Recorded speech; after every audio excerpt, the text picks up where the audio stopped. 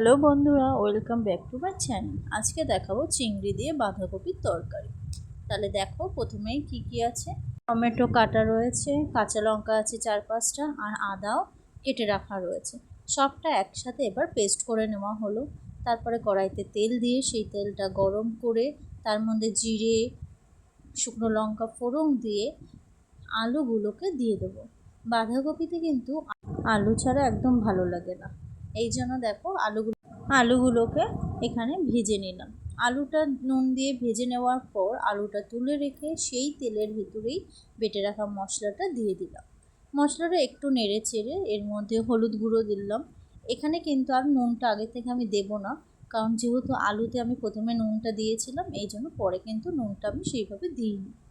তারপরে দেখো হলুদ দিয়ে আবারও মশলাটা একটু নেড়ে চেড়ে নিলাম। কাশ্মীরি লঙ্কার গুঁড়ো দিলাম। কিন্তু ঝালটা তোমরা তোমাদের পরিমাণ বুঝেই দেবে, কে কেমন ঝাল খাও। এখানে কিন্তু কাঁচা লঙ্কাটা আমি বাটাও দিয়েছি, লঙ্কার গুঁড়োও দিয়েছি। তোমরা চাইলে কাঁচা লঙ্কাটা গোটাও আলাদা দিতে পারো, বাটা নাও দিতে পারো। এবার দেখো মশলাটা একটু নেড়ে চেড়ে নেওয়ার পর ভেজে রাখা আলুটাও কিন্তু এর ভেতরে দিয়ে দিলাম। আর বাঁধাকপিটা কিন্তু আগে থেকেই একটু সেদ্ধ করে রেখে দেওয়া হয়েছিল কিছুক্ষণের জন্য।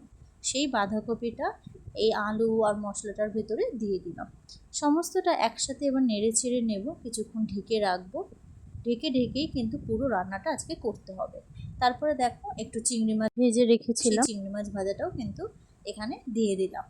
চিংড়ি মাছ ছাড়াও কিন্তু তোমরা চাইলে নিরামিষভাবেও করতে পারো। এখানে কিন্তু আমি চিংড়ি মাছ ভাজাটা দিয়েছি। এটা কিন্তু খারাপ লাগে না, মাছ ভাজাটা দিলে অবশ্যই ভালো লাগে। এখানে অনেকে মাছের মাথা দিয়েও করতে পারো।